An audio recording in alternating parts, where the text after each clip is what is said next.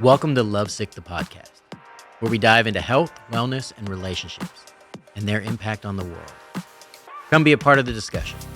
Join our community by following us on YouTube, Instagram, and listening wherever you get your favorite podcasts. Enjoy the show. Hello, welcome back. Welcome back to Lovesick, I should say. Or just welcome back. I am your host, Jada, and joining me is Michael and Dorothea. And today we are very happy to announce an awesome guest that we have. His name is Dean KOOCHER, and he is the co-founder of Kidstream. If you ever, I'm fangirling right here, and I'll say why. Because first of all, hello. Then we'll get into the fangirling part. Welcome. I'm excited because I have two children, and they're 7 and 8.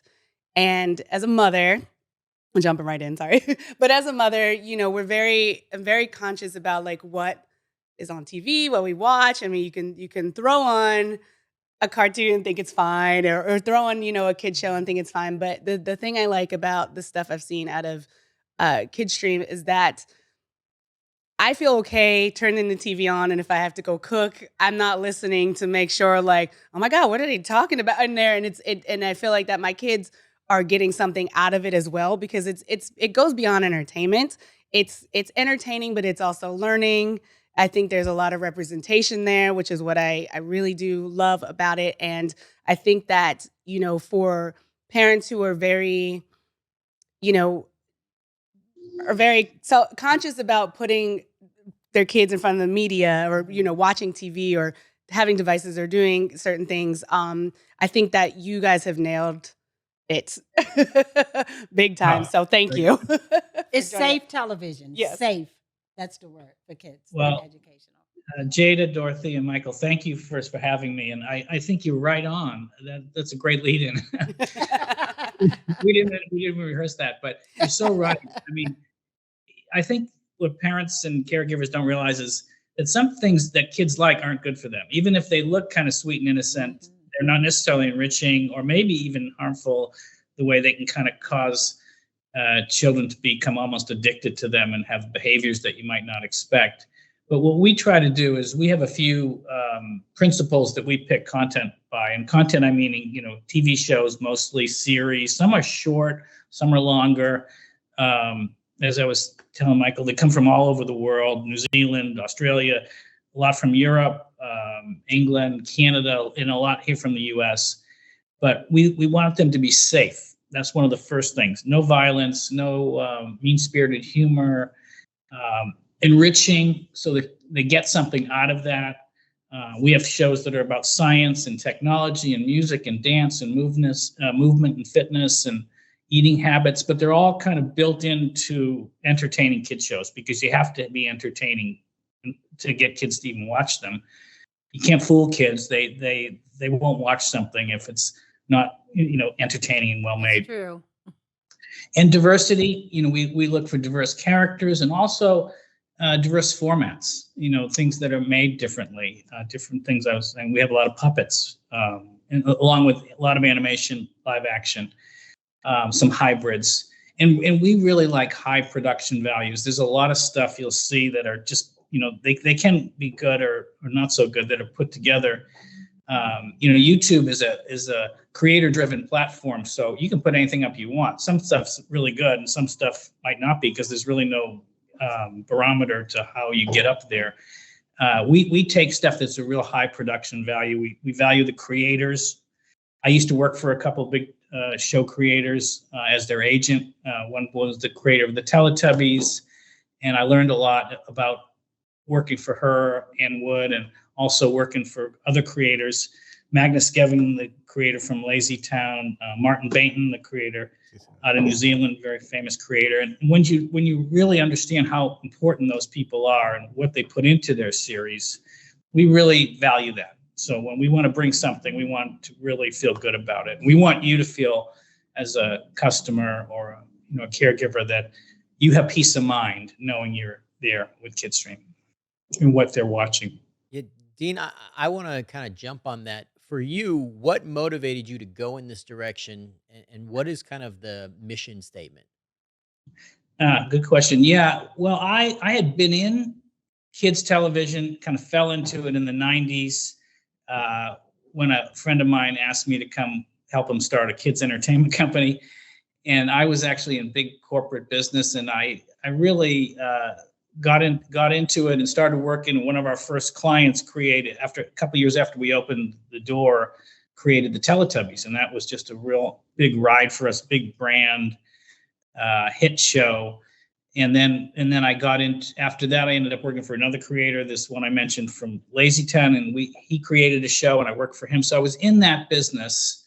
And my co-founder and I, Jordan Jadenkin, who was also working at LazyTown at the time, had always said, we want to start a business at some point together. We were traveling together. He's a little younger than I am, but we have complementary skills. And after LazyTown was sold, we decided, let's open up a company.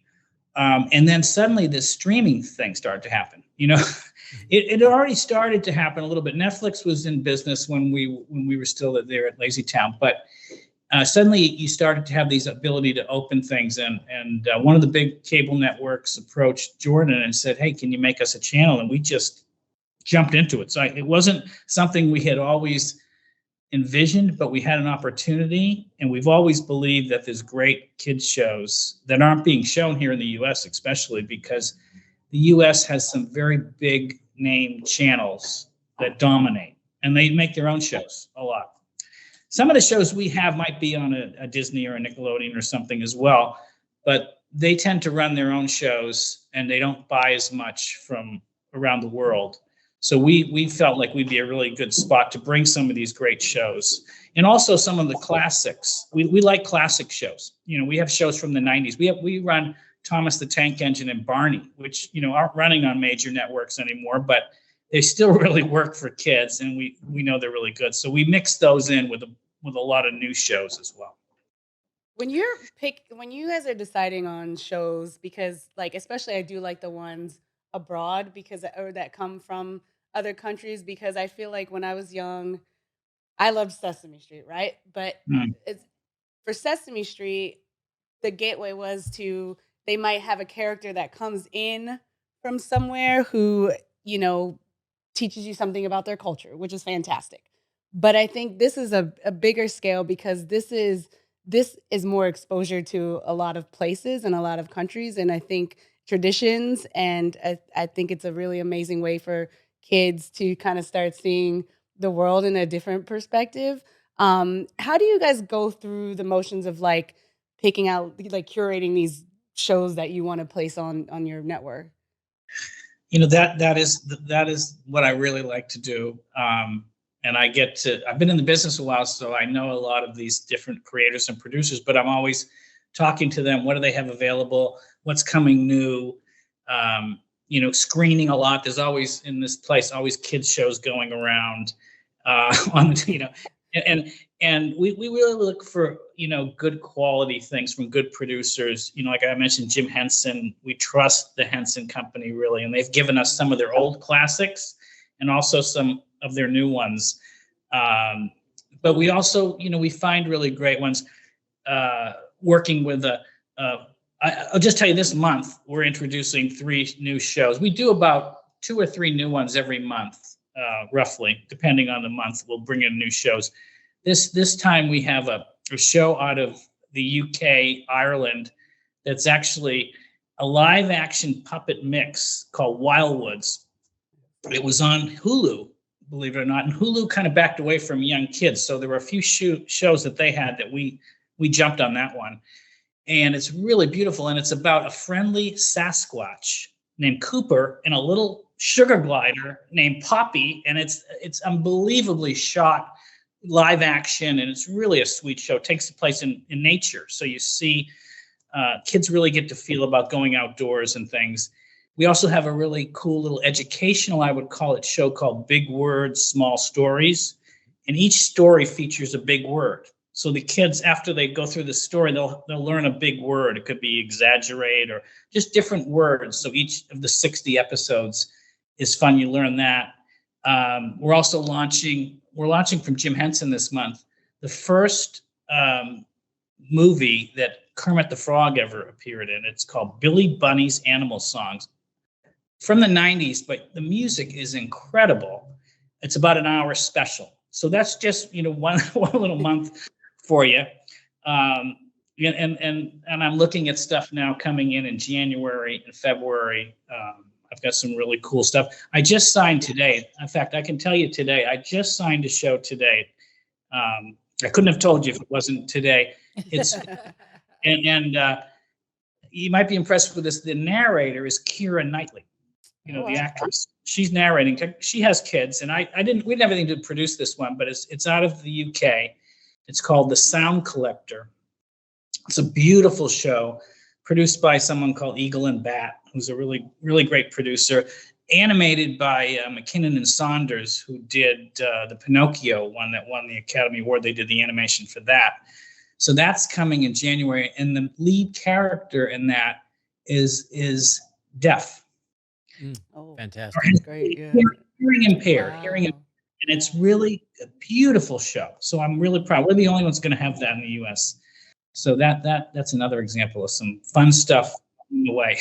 But I love that part of the job. I really do. It's just really where I find it's hard though, because we're competing with bigger channels, so we don't have the deep pockets that one of the bigger players have. But I think our sensibilities might be a little different.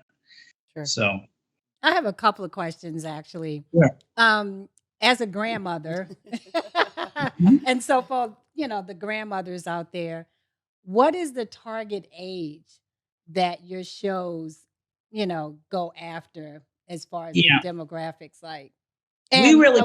Sorry. Go ahead. And my second part, you had mentioned something about technology and science type shows, those type of things. If you could elaborate a little bit more on just, what those shows are actually about for those kids in that range. Oh, really great questions. First, we say we target kids up to 9 years old. Oh. So we kind of, and the reason we don't go much beyond that, because we feel like when they get beyond that, they're almost in a different world today. Although I think older kids would watch a lot of our shows, but we say we go for 2 to 9 year olds in that range is our, yeah. And we have some shows that are younger on that scale, but anyone we have that's geared up to the 6 to 9s or the older, a younger one that was in front of it you would never worry that they were in front of that show. You know what I mean? So we feel like everything on the channel has to be okay for anybody that was going to watch it. And the science and the technology, it's incredible to some of the different shows we have. There's one from Jim Henson called DOT, D-O-T, and it's about a little tech-savvy girl who has a little brother, and they go, all these adventures. It's all very tech-savvy based. We have one. I hope I can mention one. We have one called Science Max, where they actually do science experiments, live action. That's pretty cool. I like that one. Yeah, that's It is really crazy fun experiments too. And I think this is part of it. Lovesick, we talk a lot about health. We talk about a lot of involvement. This episode is important to us because, being so closely associated with kids. Mm-hmm. Kids are so valuable. The mental health of kids, I think we don't really understand until later the impact that some of these shows and the things that you're putting your kid in front of have on them. And I think you've done a great job of kind of curating classics and then finding kind of new hidden gems. But there's a real beauty because I'm gonna try not to use any names that will get us in trouble. Yeah, please don't. I don't want to disrespect anybody, but there's a number of shows that I'll tell you watching with little ones where the mischievous part of it becomes negative. There's hitting, there's bad behavior, there's I wouldn't say swearing, but there are words and tones or actions that become negative for young kids.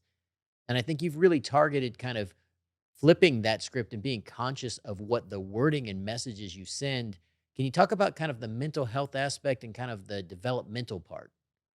I'm glad you said that. Yes. I'm not a mental health, I know you all talk about that a lot. On a couple levels. One, we feel that parents can feel calm to have, people on this channel. They can reduce their stress about having to not be there while the kids are watching? Are they going to be okay? So that's on a macro level. But we do look at shows like that. The pace of a show is really important for a kid's mental health. If there's too much anxiety, and sometimes when they're on a place where there's an algorithm that keeps pushing shows at them, they're driven to watch more. We don't do advertising, so we're not driven by how much people watch, and we don't pick shows that maybe would get more clicks. We pick shows that might be really nice, and maybe the child will be happy with just watching one 10-minute show. They won't need to go watch another one. Exactly. And so that is really important. I'm actually working on a new show right now that won't be out until end of 2025. And I know, JD, you're a producer. You know how long these things take. Yep. But it's just get kicked off now, the production in 2 years. But it's called Hold On Gaston, and it's based on a book series out of France called The Emotions of Gaston. And it's the woman who wrote it is very much into mental health for kids and trying to let them identify. They wanted to give the kids a way they could deal with their difficult feelings. And she's into things that like breathing and connecting positivity and really having a solution where once they identify the emotion in the show, there's a little unicorn who goes through these emotions.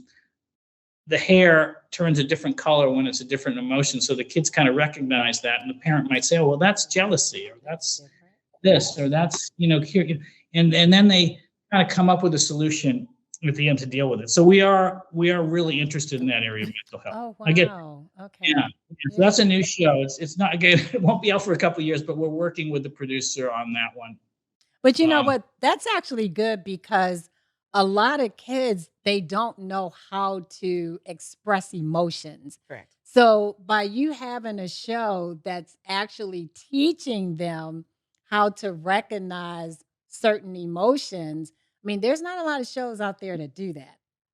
Dorothea, that's what attracted to us. Exactly that. I have never seen that either. Right. And I didn't realize that as much. So if you can get them to first just recognize it, and instead of being frustrated or Right.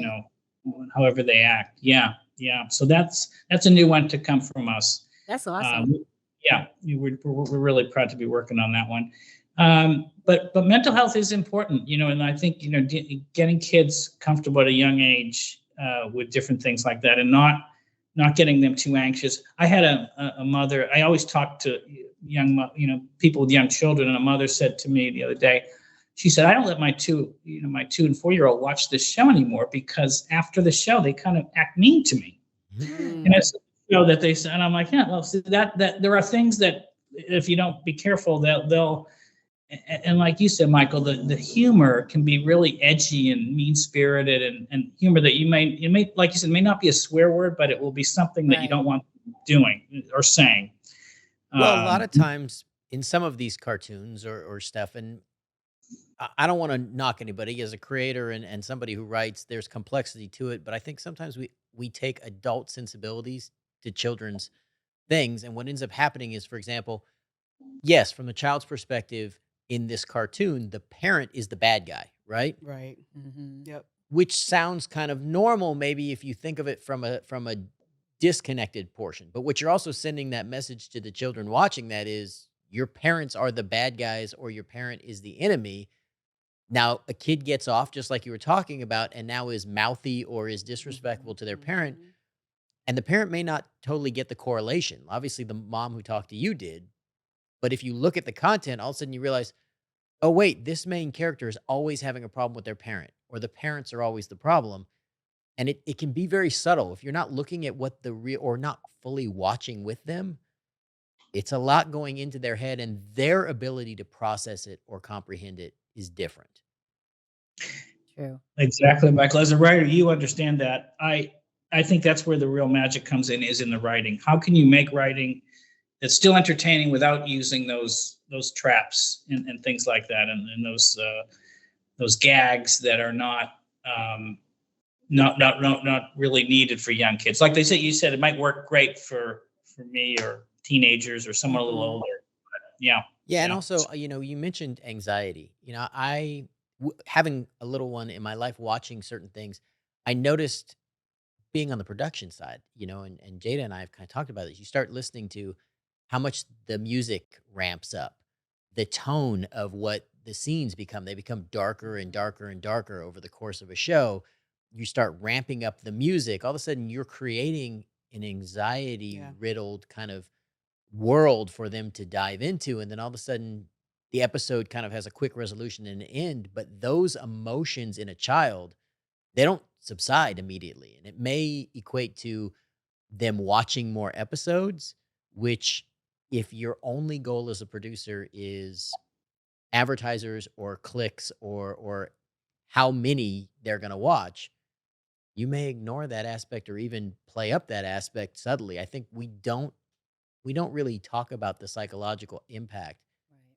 but children are so impressionable, especially, those first 4 years they say are probably the most, but from 4 to 7, which is really the main portion of your target audience, everything in their world kind of sets the stage for what's going to be their future. That's true. And, another situation, you don't know, a lot of things start from home. And sometimes the kids, it's great that you have such wonderful programming because sometimes this is all the kids have to learn from. Because it's unfortunate, the parents may not be, it could be single parents or whatever type of parenting or guardians they have at home. But actually, sometimes this is what they need to get somewhere in life because they may not have the parents that could spend time with them to teach them what they need to know, especially emotionally and anything else. You're right. You're right. This is this almost all of these shows have some values that they can learn, whether they're more overtly educational, like math and science, or environment. There's just so many things that they teach in these shows. Healthy living. That again, the guy I worked for, Magnus Skeving, he did Lazy Town. He said the challenge is how do you make healthy lifestyle entertaining? Mhm. Mm. So you have a good goal to teach someone something, but it has to be entertaining and woven in with characters and good writing and good characters, and that's the magic to make that all work. And Um, like you said, Michael, that age is so impressionable. I was in a classroom, a second grade classroom. I couldn't believe how smart these second graders are. They're a 7 and 8. I Brilliant. mean, they're so bright and they can take on so much. So it is good to make sure they're innocent still too. So Right. it's good to have them exposed to, when you watch Kidstream, there's no chance they're going to get into another show that's older or something that's inappropriate either. And It's that's a hard part about some of the networks. And it's no offense to them, but their algorithm and their show lineup is based on age and who's going to be home at the time or what is the yeah. biggest portion of the True. thing. Yep. And so if you got say a 4 to 7 year old who's watching something, as you move into the afternoon, all of a sudden those shows are geared for 9 to 12 year olds. That's a Mhm. different kind of information and different kind of entertainment.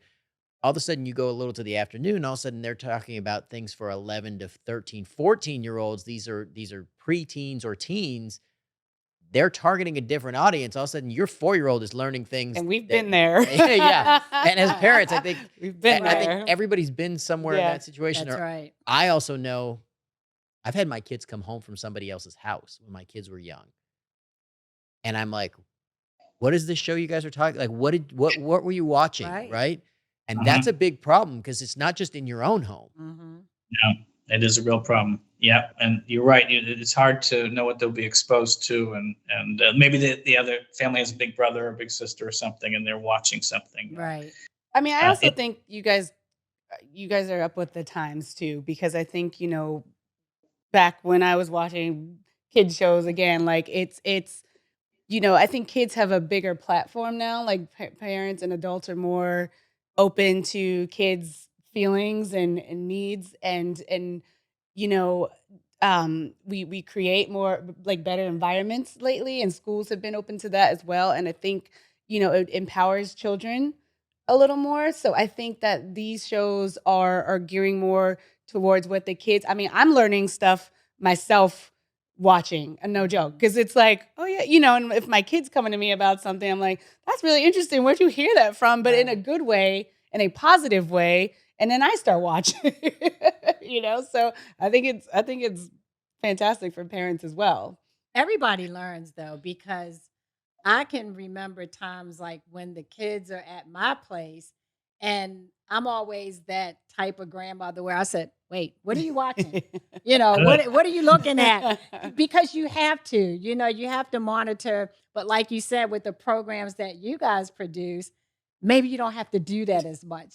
But I feel like I need to say, "Wait, what is that you're looking at?" If I hear something, wait, what did she just say? Or what Well, did that's he like the just say? algorithm that changes. So Exactly. you're just like, Right. wait, that's where So, you weren't watching that like right. a show ago. And math and science, I think so much Huge. technology has advanced in the last 20 Yes. years, right? Absolutely.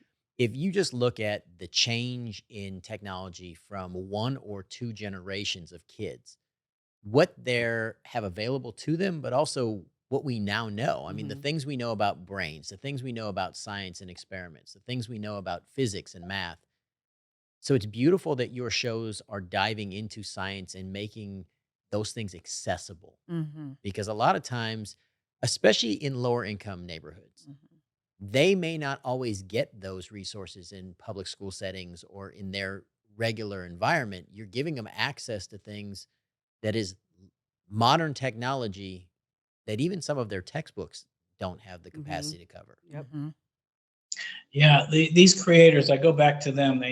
They're all over the world, and they really care about kids. And usually there's something in each show that they're trying to instill, whether it's science or math, or it's something about social and emotional learning, and different different ways just to react to things. So you're right.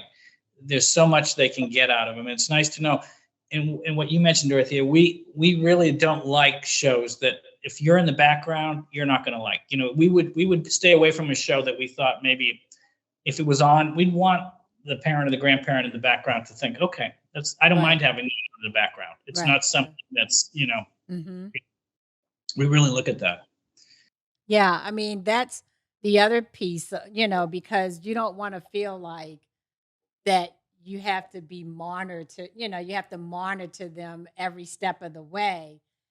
You want them to learn, you want them to be adventurous. And I like your concept because it's global. So you're bringing in people from all over the world to contribute to the education of the kids, and they really care about what the kids are watching.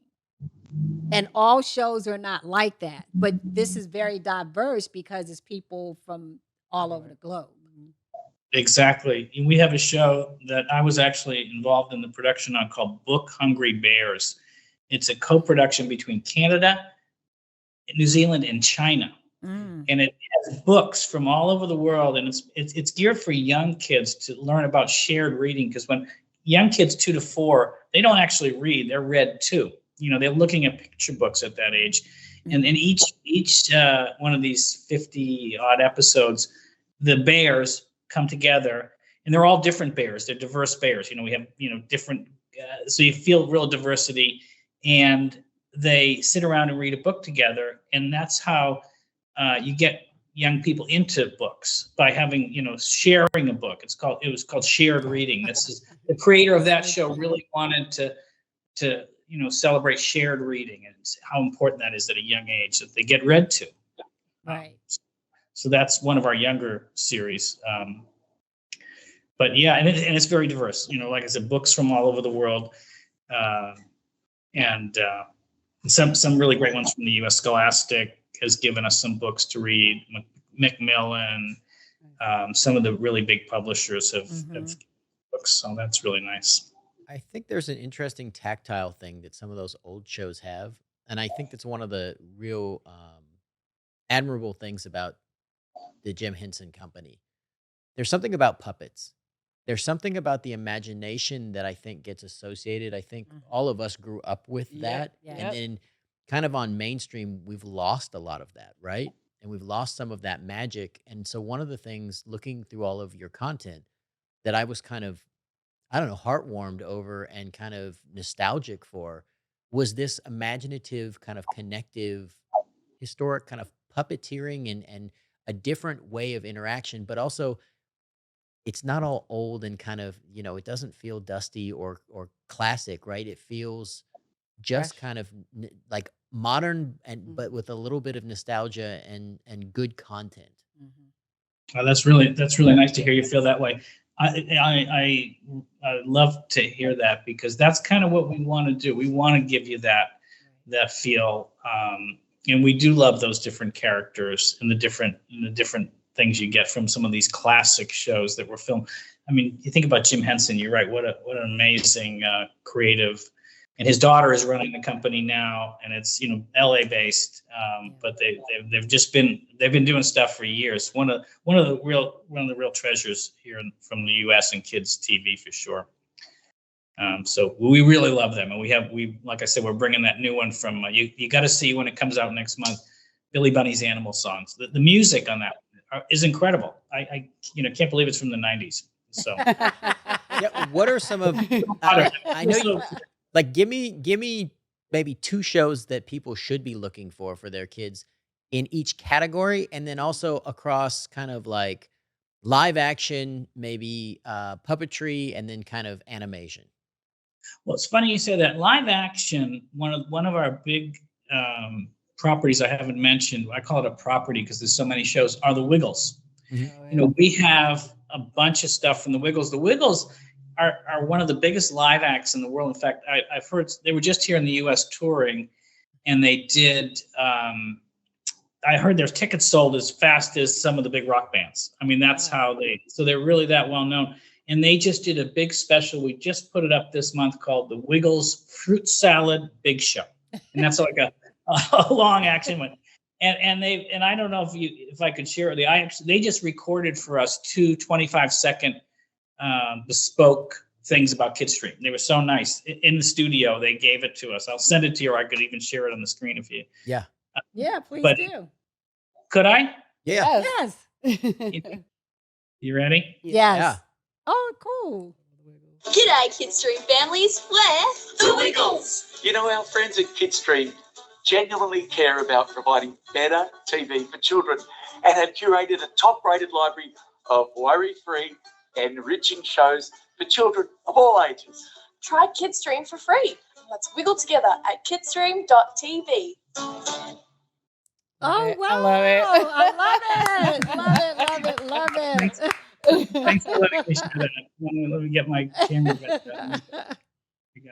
It's so I colorful. remember the kids too. watched. The kids used to Isn't watch it? the Wiggles. They did. Yeah. It is so colorful too. I love it. Yeah, I love Really it. great. So anyway, in the live action category, that's one that I'd love you to see. We also have a really cool one called Curious Crafting out of Canada. You got to check that out. The person that does the crafts there is just amazing. Her name is Mandalisa Watts, and she's incredible with kids and does these short episodes where they can really learn something about crafting. I would say those are on the live action. Oh my gosh, yes. Would definitely want you to see those. Yeah, my grandkids are definitely into crafting. Oh yeah, I love that. Yes. Yep. Oh, My that's daughter is cute. like obsessed with Yes. crafting. Cute. I'm glad you asked. I love that. Let me see on maybe the one on the older kids block. We have a collection of live action animal ones. It's not just for older ones, but it's pretty fun for them. Called Coyote. There's a guy named Coyote Peterson who had done a couple shows for the Animal Channel. Ooh. But he gave us a bunch of his episodes. We curated them that we thought they'd be better for young kids, and we curated them by theme of animals. And we have our own, exclusive Coyote Peterson Kidstream collection, where you can learn about sharks, or sometimes the turtles, sometimes lizards, all sorts of different animals that he is really good with kids too, in animals. Oh, that is so cool. Now, my We also- 3-year-old granddaughter, she loves animals. So this would be a show she would definitely like. Yeah, and Coyote's great. He really knows how to teach to kids, and he does it all himself. It's not a high budget production, but he's there with the animals, and really fun. And we have for a comedy, you always think of these comedies that's funny. We have a brand new one called Circle Square out of the UK that no one else has, I think. It got nominated in the UK for one of the top animated kids shows. Didn't win, but it was in the top couple. Big festival in Europe. And we have it. It's called Circle Square, and it's beautiful artwork. Has kind of a really modern image to it. I think older kids would really go to it, but there's nothing objectionable, no objectionable humor.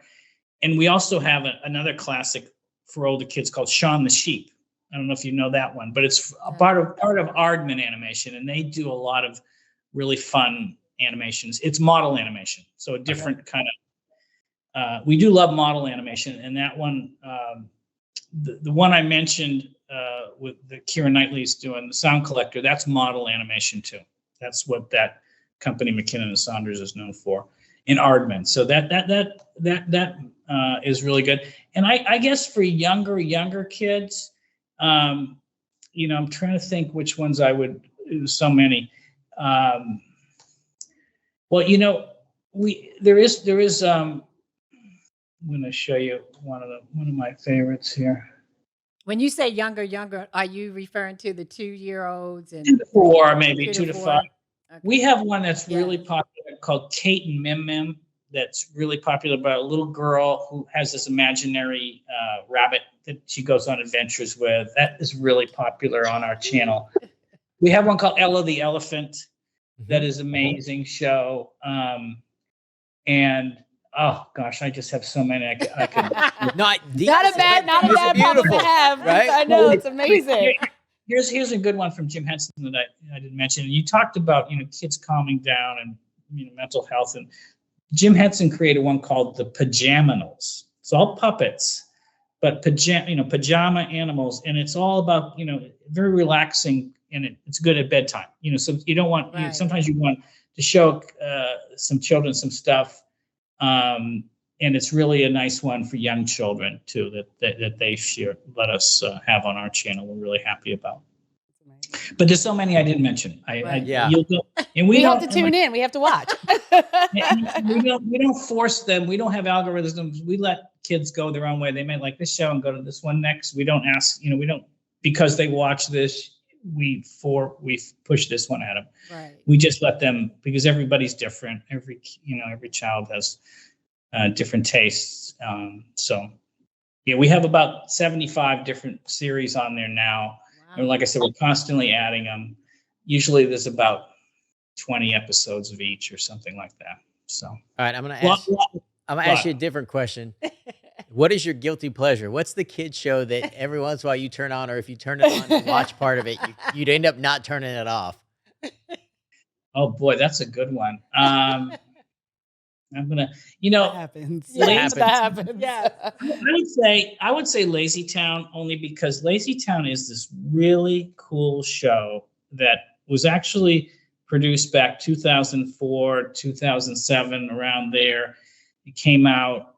And it's really funny. It's got live action, it's got animation and puppets all in the same show, and it's just really well written. And I'm just surprised. I knew the creator. I still know him. His name is Magnus Skeving. One thing he said when he created this, he wanted something that would not get old.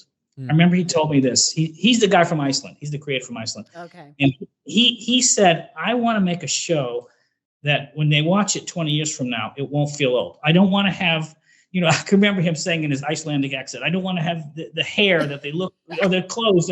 So he has costumes and cases. So it looks like it could have been filmed today. And that's one thing I really like about it too. But there are longer episodes. There's an original song in each episode. And it's just a really fun show. I guess that would be my guilty pleasure. And the athleticism in that show, by the way. You've seen that? Okay. Oh yeah, a lot. And so what I'll tell you is the athleticism that's his guilty in that pleasure show. too. Listen, he's telling himself. I have no shame. I watched kid shows with my kids and raising other kids. I've worked with kids for 25 years. I volunteer in a kids hospital, so I look at kids entertainment all the time because I think it's really important. Because as much as I love the entertainment I do as an adult, the impact you have on kids and the long-term kind of it's like anything. Anything you do over a long period of time, the growth is exponential, right? So for kids, this is a huge impact point. And so I was always really conscious of what my kids at home took in, but also, as a coach, I was fascinated when I would listen to kids at practice, or I would listen to what's going on. What are you guys watching? What are you into? And then sometimes I'm like, you're watching what? And then I would be like, hey, hold on. And then I'm like, do your parents know you're watching? Right? Or I'd watch, every once in a while I'd go and I'd watch stuff because it was a great way to communicate with kids, right? Because it comes part of their language. So anytime, especially as a coach or as a teacher, anytime I could take something that they are passionate about and turn it into the thing I want them to advance in, it was a great connective tissue. So I mean, listen, Lazy Town had a lot of athleticism, and you can call me whatever you want. I've watched. Listen, Thomas the Tank Engine. I've probably seen every. Oh, I've episode, seen all the Thomas the Tank. that was my son's. I got really excited when my son got into it. I was like, yeah, we should watch it. And then I've already been watching it. 20 years later, to introduce it to another young child. Yeah. That I was taking care of, and it's the same, but it's amazing. That's some of the timeless stuff that I think we talked about, because that's stuff you can keep watching over and over. And again, when I was younger, watching it, and then seeing when my kids were a certain age and they were watching, I was like, I remember this episode. And you sit there and watch it the same way as they do. I think it's great also just, there's a lot of schools now that are able to incorporate similar shows like this into programming and stuff, into their curriculum and stuff, because you couldn't, we didn't always have that because people would be like, no, TV. But now it's like we can use these platforms now to also bring into the educational system, which I think is amazing. It could also encourage family time. Definitely shows you can encourage family time, which that's something you need to bring back. Yep. You know what I mean? Like where you can sit down together as a family and enjoy something as a family. So we need more of that. We have a lot of episodes that we feel are that way. And I agree with you. It's so great to get shows that you feel like you wouldn't mind watching with your kids too. Right. Yeah. Yeah. Everybody sit around. Yeah. I hope we have a lot of them. We haven't. Yeah.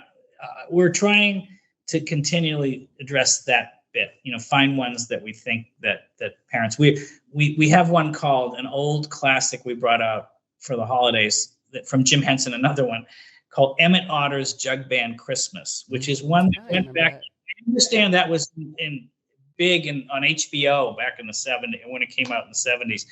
And we brought that back because a lot of grandparents, were feeding back to us that they loved that. That was one of the ones they loved. And they love to watch that together. Right. So that one, it's a little longer. It's like about a 45-minute mini movie kind of. And I love to watch the shows with my grandkids anyway, because sometimes I can sit there and just to have them explain it, even though I can see for myself and see what's happening, but just to say to them, so what are they actually doing? Or what is the message behind? Just to see, Or just when they get excited. Yeah, and they like, get God, excited. So I want them to tell me about it. And I like that because it's a show that they can interpret and tell me what it is that I'm actually watching. That's a great tool. I like that. Yes. Have them explain it to you. Yeah. Mm-hmm. Yeah. Some of them they really do have to explain to. No, but that's part of the beauty is I love that engagement, right? Like when your kids explain to you, it really drives home points, but also you get to see how their brain works. Mm-hmm. Yeah. And that's one of the things about being a parent, being a aunt, uncle, grandparent, like having that extended view. True. And then seeing what their brain does with it, right? Mm-hmm. Like how are they interpreting this information? Now, do you have a group of young people or young families that you kind of lean on as some of your testers or people that you run things by?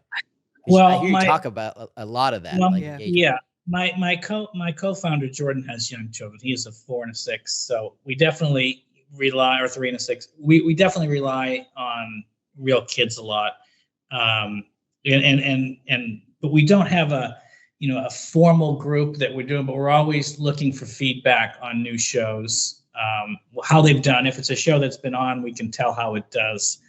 But we are sharing that with families with young children often. If there's a show that we don't know, something new, we'd like to see it tested. I like to find them vetted by really good broadcasters. Like a show.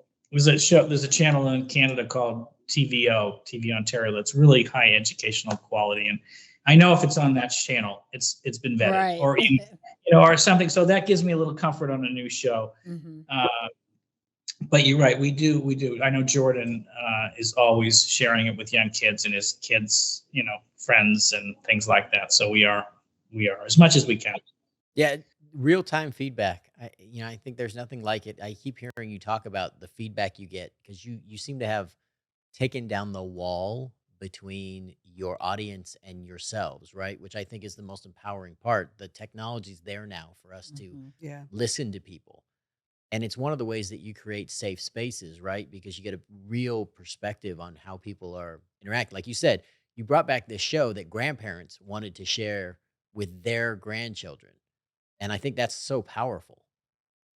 Thanks. Yeah, I agree with you. We love getting feedback. We're just really humbled that we get such good feedback from people, and that's really important to us. So even one, we don't want any shows that feel like someone could be offended by or taken the. I mean, there's always somebody that's not happy with something, but overwhelmingly we get pretty good feedback from the shows that we have out there. Okay, now you mentioned the Keira Knightley show. What Yeah. else do you have coming up that is there anything else that you can share with us that people should be looking out for that's coming up that Well, See, I see the smile. Hey, boy, you really. I tell you, this is again just signed today. No one, you're breaking the news. We also got a cute little mini movie out of the UK that's very popular there, called "We're Going on a Bear Hunt," and that's a really cute one that we're going to put on very soon. And then I got one on the same time. I've signed one.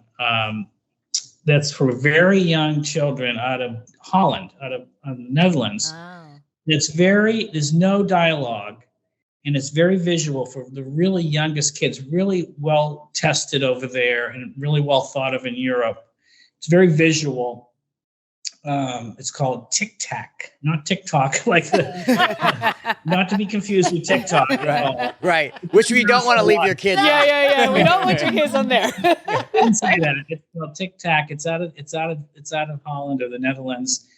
Some really good broadcasters have vetted that, and it's really good for young children. Very visual, where they'll see images, really slow, really comforting music, really beautiful show too. That's another one that we just signed. So you've gotten a lot out of. I didn't expect to share any of those. So Yeah, well, I appreciate it, Dean. Me and for too. me, I mean, I think there's you've touched on so many categories. One of the things, Yes. I mean, people with hearing impairments, right? Like that is a group of young kids in this world who did not really have good representation for such a long time. And I think that's so important because it can bring families together, especially if the child has a hearing impairment and the parents don't have that. You're in a process where you have to learn how to communicate, right? And in a way you may not have ever imagined. And I think it's so important that families learn sign language. There's communities. I wish we would teach young kids that. So I think there's a lot of help in watching shows like that. Those are ways that you can transition and kind of include people in our society that didn't get the support that I really feel like they needed over the years. And I think there's real value in some of these shows that people may not have heard of previously, but now can celebrate together. Good point. Thanks for bringing that out. Yeah, I agree. That when I heard about that show and that child or those people that weren't really represented so much. I hadn't seen much in kids TV. So these producers did an amazing job. Wait till you see this show. It's really stunning. This one. I'm gonna be diving. kind of excited. I I'm wanna watch down it. the rabbit hole of all your stuff. So we Me all too. know that even though I don't have a little one in my house at the current time, like obviously I'm going to be watching a lot of television that I didn't see, but I think there's some great beauty, and I do think for adults, sometimes step back. Agreed. Embrace the childhood inside you and That's kind of go true. back and look at some of the stuff, but also look Mhm. what's out there because the kids that are in your life, you want to know what's safe that's out there, or Yeah. what you should be Mm-hmm. kind of leaning towards, and what you could be sharing with people. It's a great way to That's connect true. and kind of stay relevant with where technology and children are. That's true. And when I have a question in reference to um, how do you go about recruiting your voiceover people? It's a good question. We really haven't done much of that ourselves. We tend to get them. They'll do that for us if it's a show from France, for example. Good question. There are a couple. It's funny you asked that. There's a couple I found in other countries that have never been turned into English yet. Mm-hmm. And I looked at trying to do that myself, and it's pretty expensive to get that done. So I haven't done, but usually when we license them from the company, the production company, they'll take on that expense on our part. So they'll find, they tend to, I understand Canadian, a lot of good studios in Canada to dub into English, because their English is a little more neutral than the British English. But we have some shows that are more British English too. Well, I asked that because just so you know, Miss Jada here, she does voiceovers too. Just so you know. Jada, we got to talk after. We have, Just Jada, huh? Just No love over here on this side. Okay, all right. I see you, Dot. We're gonna have a quiet conversation after. I really could use some really good talent on some stuff. It's funny, we're talking about one out of Argentina now. So okay, I'll glad to know, because we're starting to get into that. We're just starting to look at that. Yeah. So. She doesn't like to promote that as much as you can see, but we all know, and we all have pretty good voices, and so does Michael and myself. But this one right here, yes. No, I respect that the art of the voiceover and trying to match it. I've seen it happen in a studio. I've actually been there when they did it, Mm-hmm. And it's really cool to have an interaction, especially if you can get the actors in the same room. Feeding back with one's playing one character and one's doing the other. It's really cool. It's awesome. Well, I'm just super excited about the channel, because I am too. I just think you're doing great things. You're bringing great things, and if I can, as a parent, sit here and be proud of the things that my kids are, if I'm giving them screen time and that's what they're going to, I just want to say thank you, because makes a happy parent too if I need to just sit them in front of them. And a happy grandparent or guardian, and whoever's watching with the kids or whoever's not watching, and they know that they can leave the room, let the kids watch, and keep doing whatever they're doing. So. And I can watch the classics myself. Right. So, Well, and listen, if you're somebody who doesn't have kids, right? If you're an aunt, an uncle, sometimes a grandparent who hasn't been around a lot, right? Right. To know you have a safe space, Yeah. a safe place to go find content where you're not worried about what's going to roll in or what the next commercial is going to be, or because sometimes it's not even the content, it's the stuff that's in between that can be True. Yep. eye-opening is the word I'm going to use in the most polite sense. If you don't know, like as an aunt or uncle, if you don't know what's going on, to have a safe space, that's a resource. That's an ace in the hole. Because listen, everybody who's ever watched a kid knows every once in a while, you're a little overwhelmed and they're a little wild. And the only thing you need is some kind of good, healthy, kind of quiet place for them to sit down for a moment. Yeah. You have a safe space, man. That's everything. Maybe get enriched at the same time and learn something or get some good things. Yeah, one thing, I just to tell your viewers where to find us. Yes. We're available in a number of different ways. We're available. You can see it on our app if you ever want to just find out where to find us. Kidstream, oneword.tv. But we're available as an Amazon Prime Video channel. If you have Amazon, you can get us as a subscription channel. You can also get us from Cox and Comcast. You can, talk into your voice remote and get a Kidstream. It's important to say that. We're on Roku. We're in the App Store, both the Google Play and the Apple Store. And we're starting another thing. You asked about new things, Michael. We're about to sign a deal with a company called Curiosity Stream. Curiosity Stream is actually for older people. It's not older, but not kids.